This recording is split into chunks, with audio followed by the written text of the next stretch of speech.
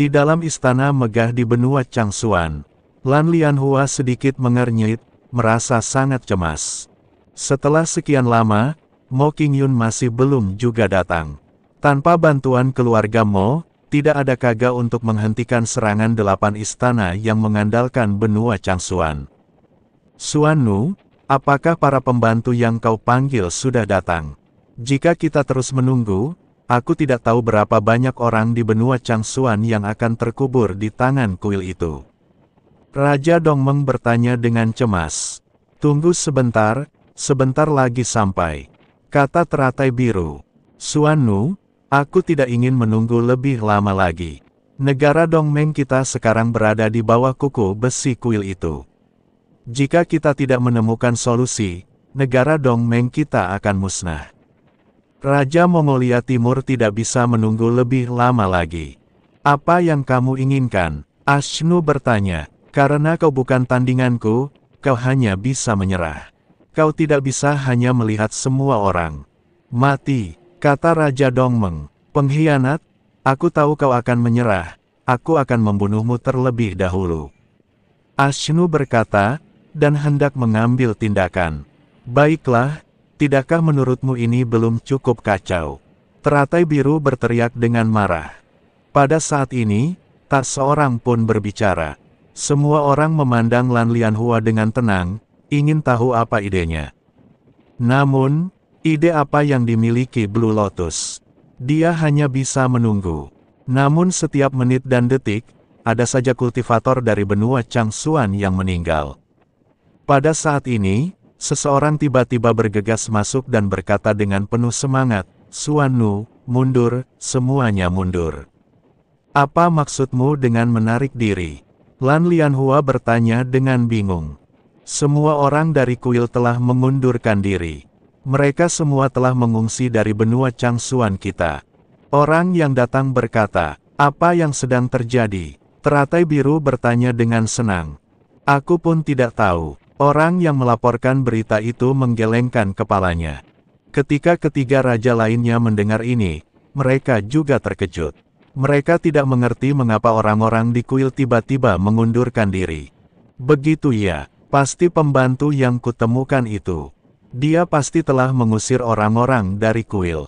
Mata Lan Lianhua tiba-tiba berbinar. Tepat saat Lan Lianhua berbicara, tiba-tiba aura kuat mendekat dan kemudian perlahan mendarat di depan gerbang istana. Suanu, temanmu ingin bertemu denganmu. Pria yang membawa Chen Ping dan yang lainnya berbicara dengan keras. Hahaha, itu benar-benar dia. Lan Lianhua sangat gembira dan berkata cepat, biarkan mereka masuk. Mo Qingyun memimpin Chen Ping dan yang lainnya masuk. Setelah melihat teratai biru, Mo Qingyun bergegas mendekat dan keduanya berpelukan erat. Qingyun, terima kasih banyak. Tanpa bantuanmu, aku khawatir benua Changsuan milikku akan sepenuhnya diduduki oleh orang-orang dari kuil.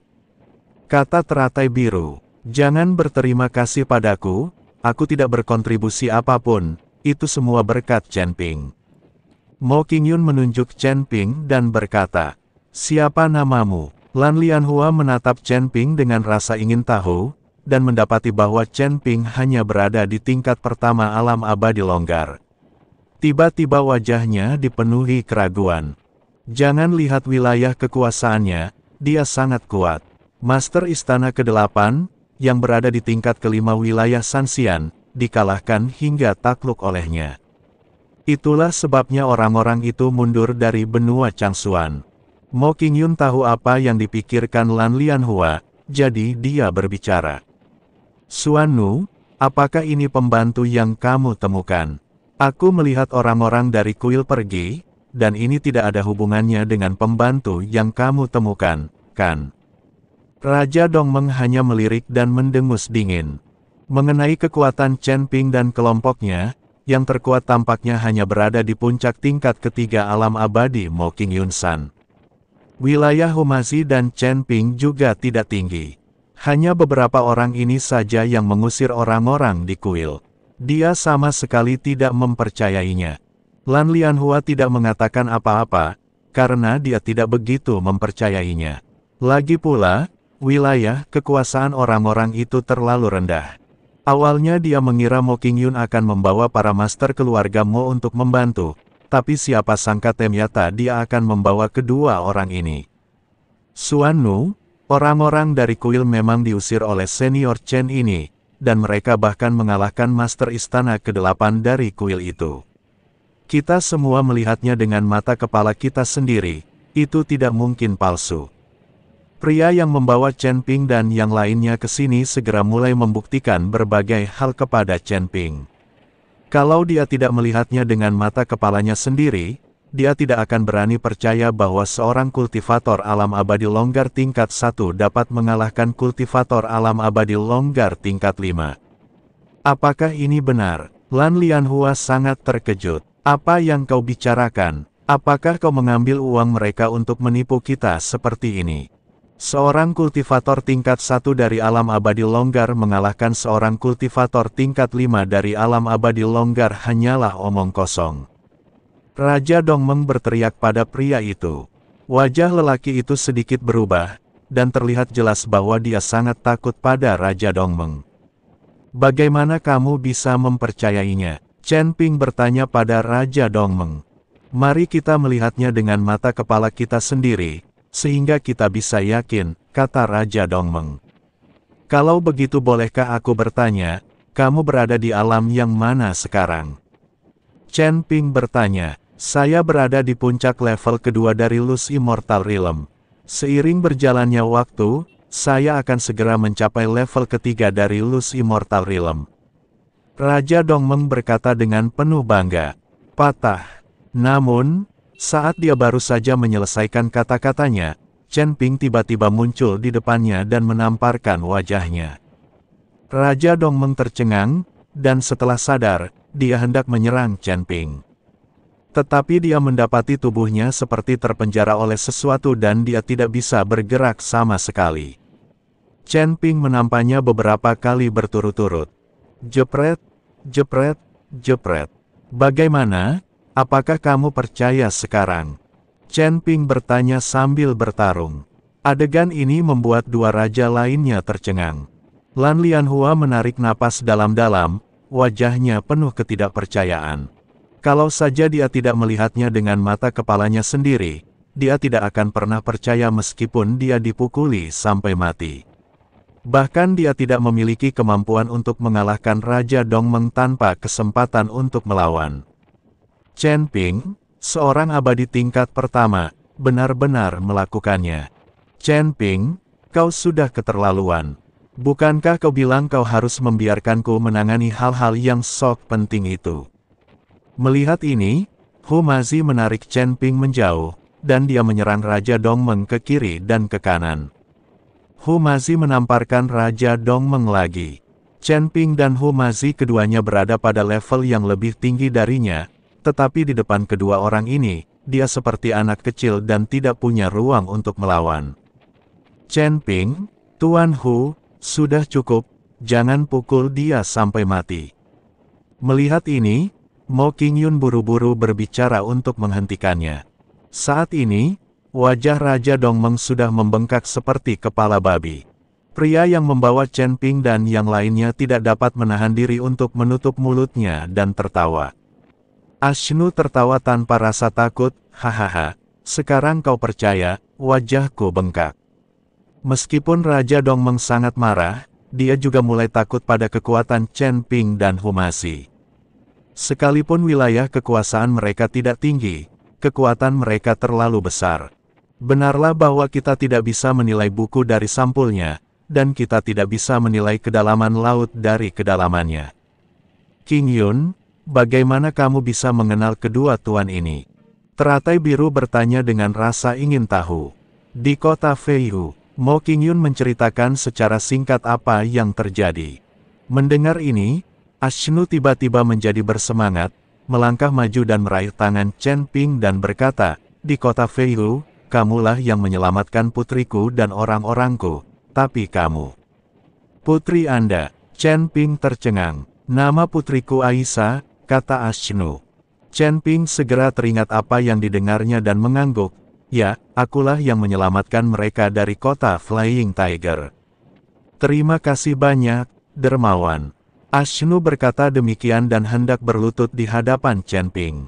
Chen Ping mengulurkan tangannya dan dengan lembut mengangkat Ashnu, dan dia tidak bisa lagi berlutut. Hal ini membuat Ashnu semakin menghormati Chen Ping. Seseorang yang masih sangat muda dan hanya memiliki kekuatan tingkat pertama di negeri dongeng yang tersebar, ternyata memiliki kekuatan yang tak terduga. Ketika Lan Lianhua mendengar bahwa Chen Ping telah menyelamatkan banyak orang dari benua Changsuan dari kota Feihu, dia langsung bersyukur. Hari ini, saya akan menghibur tamu-tamu terhormat kita dari benua Changsuan. Kata teratai biru, pergi ke Pulau Terapung. Kata Mo Qingyun, aku tahu kau akan pergi ke sana, aku sudah menyiapkan orang-orangnya. Teratai biru tersenyum, Nona Mo, apa itu Pulau Terapung? Chen Ping bertanya dengan rasa ingin tahu. Anda akan melihatnya saat Anda sampai di sana. Tempat ini sangat indah. Kata Mo Qingyun. Tak lama kemudian, semua orang keluar dari aula, dan Lan Lianhua melihat ada 3 wanita di luar aula. Salah satunya adalah Huo Jingjing, yang dijaga oleh 2 wanita Humasi. Untuk mencegah Huo Jingjing yang arogan menghancurkan dirinya sendiri, Chen Ping menyegel meridian di tubuhnya. Huo Jingjing sekarang seperti orang biasa dan tidak bisa menghancurkan dirinya sendiri. Siapakah ketiganya? Teratai biru bertanya dengan rasa ingin tahu. Mo Qingyun memperkenalkan mereka, tetapi ketika Lan Lianhua mengetahui bahwa Huo Jingjing adalah putri Huo Zhao, ada api kemarahan di matanya. Huo Zhao dan anak buahnya membunuh begitu banyak orang di benua Changsuan dan merampok begitu banyak sumber daya. Bagaimana mungkin dia tidak marah? Namun, di depan Chen Ping dan yang lainnya, Lan Lianhua tidak bisa berbuat apa-apa pada Huo Jingjing. Bagaimanapun, Huo Jingjing ditangkap oleh Chen Ping dan yang lainnya. Dan dengan adanya Huo Jingjing, dia bisa mengancam Huo Zhao dan berhenti menimbulkan masalah di benua Changsuan. Semua orang terbang menuju Pulau Terapung. Tepat ketika Chen Ping dan rekan-rekannya menuju Pulau Terapung, penguasa Istana ke-8, Huo Zhao, membawa semua orang dari Istana ke-8 ke wilayah iblis. Huo Zhao berhenti di depan kota berwarna merah darah. Ini adalah wilayah kekuasaan Raja Erosi Tulang. Huo Zhao menatap prajurit kerangka berdarah di tembok kota dan melambaikan telapak tangannya dengan ringan. Dalam sekejap, semua prajurit kerangka yang berdarah berubah menjadi bubuk. Siapa yang berani bertindak liar di kota Erosi Tulangku? Hanya terdengar teriakan marah. Lalu seorang pembudidaya iblis kekar dengan kehadiran yang menakutkan muncul di tembok kota. Di belakangnya ada ribuan kerangka, masing-masing memegang pedang, dengan mata merah, tampak sangat menakutkan. Berhenti berteriak dan pergi sekarang. Huo Zhao berteriak dengan dingin. Melihat ini, Raja Erosi Tulang sedikit bergidik dan cepat-cepat menyeringai, memperlihatkan giginya yang bersinar dingin, jadi, dia adalah penguasa Istana ke-8 dari kuil. Maaf karena tidak menyambutmu secara langsung. Maaf karena tidak menyambutmu secara langsung. Raja Pengikis Tulang langsung muncul di hadapan Huo Zhao, dan ribuan kerangka di belakangnya seakan lenyap begitu saja. Aku ingin tahu instruksi apa yang diberikan oleh Master Istana ke-8 kepadaku. Raja Erosi Tulang bertanya. Anda ingin kepala istana berdiri di pintu dan berbicara dengan Anda. Sang Tetua Agung Istana ke-8 mengerutkan kening. Silakan masuk. Dengan lambaian tangan Raja Erosi Tulang, gerbang kota perlahan terbuka. Huo Zhao memimpin semua orang dari 8 istana ke kota. Huo Zhao tidak akan datang ke sini jika tidak ada tempat lain untuk dituju. Sebagai anggota klan dewa, dia paling memandang rendah pembudidaya iblis semacam ini. Banyak pembudidaya iblis seperti Raja Erosi Tulang mengandalkan penyerapan energi jahat orang mati untuk berlatih. Beberapa bahkan memurnikan mayat menjadi boneka, dan bahkan memurnikan beberapa kerangka menjadi prajurit kerangka. Kultivator iblis semacam ini adalah eksistensi yang paling hina di antara para iblis. Sebagai ras dewa yang sombong, mereka tidak bersedia berurusan dengan orang-orang seperti itu. Namun sekarang, Huo Zhao harus memanfaatkan bakatnya tersebut. Sesampainya di aula utama kota erosi tulang, Huo Zhao berinisiatif duduk di kursi utama, dan Raja Erosi Tulang tidak berani mengucapkan sepatah kata pun. Sekalipun dia memiliki 100 keberanian, dia tidak akan berani menyinggung orang-orang kuil. Raja Erosi Tulang, jika aku memintamu menyerang benua Changsuan, apakah kamu yakin? Huo Zhao bertanya. Huo Zhao tidak dapat menyerang benua Changsuan sendirian sekarang karena putrinya masih di tangan Chen Ping, tetapi dia dapat meminta orang lain untuk melakukannya. Huo Zhao merasa tidak nyaman jika dia tidak bisa menghilangkan amarahnya. Kepala Istana Huo, meskipun kota tulang erosi milikku juga memiliki 100.000 prajurit pemberani, namun jumlahnya sedikit lebih rendah dibandingkan dengan benua Changsuan. Raja Erosi Tulang berkata dengan bijaksana. Kalau begitu, bersatulah dengan suku iblis atau suku binatang lainnya, dan kalian bisa membagi sumber daya benua Changsuan. Dan aku bisa memberimu 1 juta batu abadi untuk kota erosi tulangmu. Bagaimana menurutmu? Kata Huo Zhao.